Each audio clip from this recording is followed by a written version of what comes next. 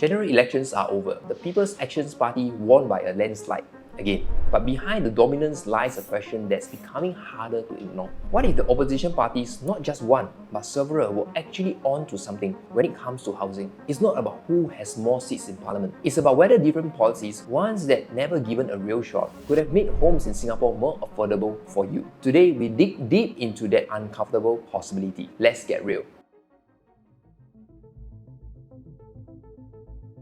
If you are under 40 in Singapore, buying your first flat feels like a race against time. Price hikes and bad luck. BPO launches are flooded with applicants. Resale prices have surged past $1 million in some towns. And even if you land a unit, there's a good chance you'll be paying off the mortgage until you are close to retirement. Now, HDB is supposed to be affordable. That's the story we have heard our entire lives. But for many, it just doesn't feel that way anymore. And here's the thing. Opposition parties from the Workers Party to PSP and beyond have proposed alternatives, not vague suggestions, actual models. Detailed changes to how public flats are priced, built and distributed. So why haven't we explored them? Why haven't we asked whether they could have done it better? Let's start by understanding where we are today. HDB flats are sold on a 99-year lease. They are meant to be owned, not rented. Buyers use CPF savings to fund their mortgage, and the government provides grants to ease the financial burdens. That sounds straightforward until you factor in the market dynamics. Because BTO prices, although subsidized, are still influenced by land costs and resale values. And resale flats,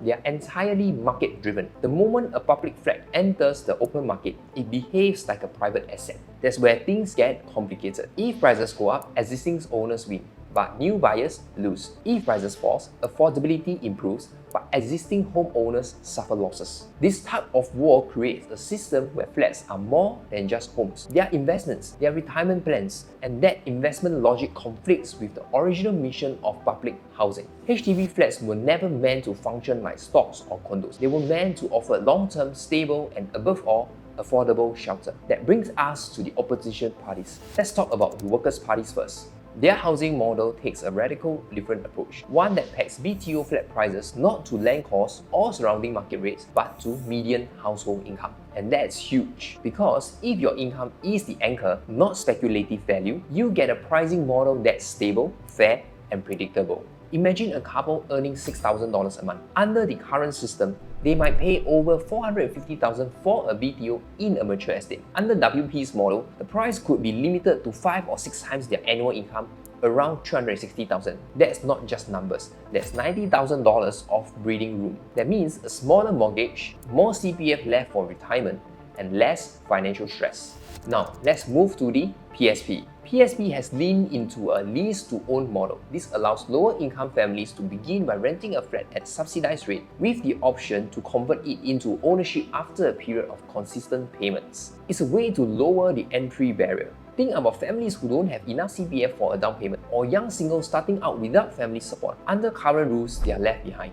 With lease-to-own, they can start somewhere and work their way into ownership. PSP also proposed expanding public rental options and not just as temporary measures. They argue that renting should be a valid, respected path in Singapore, just like it is in many global cities. Now, before we dive deeper, let's clear something up. These proposals are not perfect. They are ideas, not policies. There is no execution yet.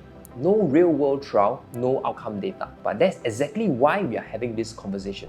Because in a landscape dominated by a single political narratives, new ideas, especially those that challenge the core, deserve scrutiny, not silence. Let's zoom out.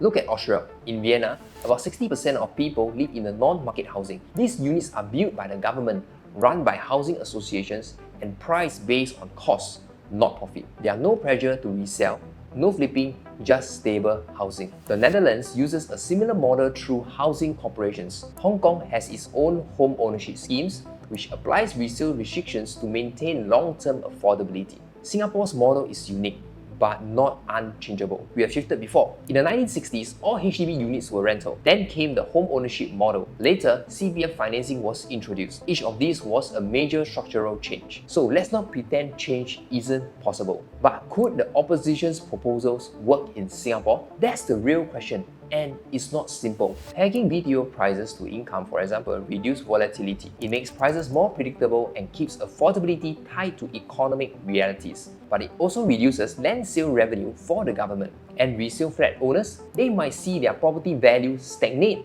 or fall. Politically, that's a risk. Economically, it's a trade-off. The same applies to lease-to-own. It is a compassionate model, but it complicates tenure structures and creates new financial administration challenges. You also have to ask, would Singaporeans embrace it? Or would they still chase full ownership from day one because of cultural expectations? These aren't just policy issues, they are social questions. So let's deal with the counter-arguments head-on. One of the biggest criticisms of the Workers Party's proposal to peg PTO prices to median income is sustainability. Opponents argue that if prices are decoupled from land costs, the government would have to absorb the financial differences, potentially impacting the state revenue, especially if land values continue to rise. And it's not just physical. There's also the issue of perception. If new buyers pay less than what existing flat owners did just a few years ago, it may create resentment. That tension between past and future buyers could turn political. Then there's a question of fairness. If two neighbors in adjacent blocks paid dramatically different prices because of changes in policy or income levels,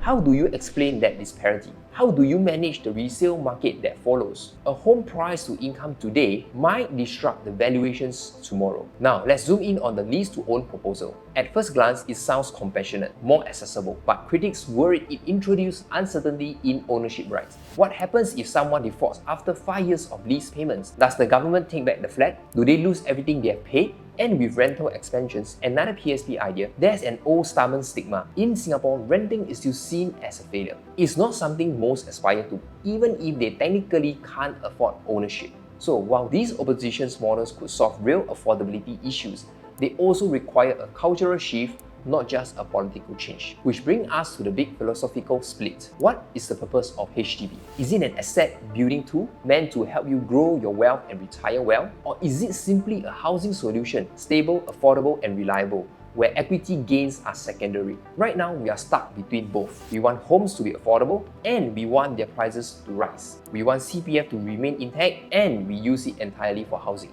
We want flats to be for living, but we treat them like investments. This dual role creates contradictions. Contradictions that show up in policies, in pricing, and in politics. Opposition parties are effectively saying, pick a side. Decide what housing is for, and build a system around that purpose. So what if we pick affordability? What if we lean into the idea that HDB flats are public goods, not private assets? That's what cost-based pricing, lease-to-own, and expanded rental aim to support. It doesn't mean you can't sell your flat, but it means the system doesn't encourage flipping. It doesn't reward speculations. It doesn't drive prices upward just because the private market does. Let's paint a picture. You are a 28 years old working professional. You and your partner earn $6,500 combined. Under the WP model, you apply for a flat that's pegged to 6 times your annual income, and that's $468,000. Not cheap, but reasonable because you are not competing against COV offers or private market valuations. You don't have to drain your CPF, you have savings left over. You even feel secure enough to plan for children earlier than expected. Multiply that experience across tens of thousands of couples. Suddenly, housing stress drops, fertility could rise, long-term financial health improves. But again, it's theoretical. These proposals have not been tried.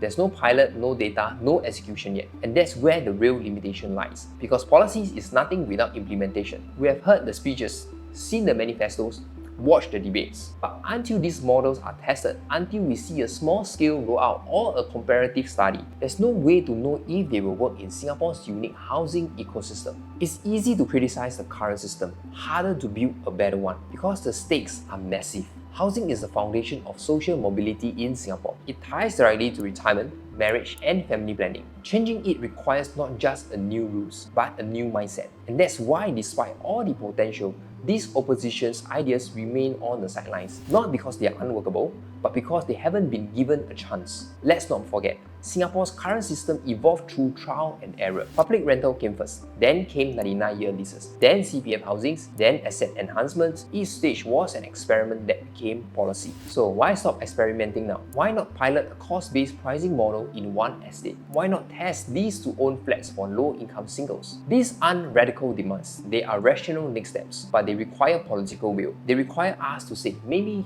the other side has a point. Let's now return to the central question. Could the opposition parties' proposals make HDB flats more affordable? The honest answer is this: maybe. On paper, the proposals make sense. Pegging flat prices to income creates a tighter connection between what people earn and what they pay. Lease-to-own gives people a foot in the door instead of locking them out. Expanded rental models offer a safety net. Globally, these models exist. They function. They have delivered results in cities with equal or greater density than Singapore. Vienna has done it, Copenhagen has done it, even Seoul has adopted forms of public cost-based housing. So there is a precedent. But Singapore isn't those places. Our system is intertwined with unique dependencies: CPF withdrawals, assets appreciation narratives, government land ownerships, resale controls, and national identity. Changing one variable affects all the rest. This means any new housing model must be holistic, well-sequenced, tested rigorously before full adoption. That's where the oppositions have yet to go. They offered directions, but not full designs. They have highlighted problems, but not proven models within Singapore's own constraints. And without executions, without seeing how these proposals play out in a real Singapore town with real budgets, real applicants, and real political pushbacks, we just don't know. The truth is, every system has trade-offs. Our current system has succeeded in delivering high ownership rates. It kept housing largely stable compared to global cities, and it has, for decades, been one of Singapore's social achievements. But that stability is now under pressure. Affordability concerns are real, resale inflation is real, anxiety over housing access is real. And if nothing changes, those cracks will widen. So what the opposition parties are really asking us to do is imagine. Imagine a housing system where you don't need to win a ballot or stretch your CPF just to own a home. Imagine a model that is affordable by design, not just by subsidy. Imagine homes that serve families first and financial portfolio seconds. That future isn't guaranteed. It isn't even on the horizon yet. But it starts with questioning the present. And that's what this video is really about. Not about political sides, not about who's right or wrong. It's about being bold enough to ask, what if the systems could be better? What if this isn't the only way? So here's what you can do. Don't just throw away. Think about the next generations, your children, your siblings, your friends. Ask yourself, will they be able to buy a flat without carrying a 30-year debt? And if the answer is no, then what are we doing? Affordability shouldn't be a myth passed down like folklore. It should be a guarantee. Whether that comes from the ruling party or opposition, does it really matter? Because in the end, the homes you live in, the lives you build inside it, that's not political, that's personal. And maybe it's time our housing system reflected that. If you learned something from this video, subscribe to my channel and hit the notification bell so you don't miss the next one.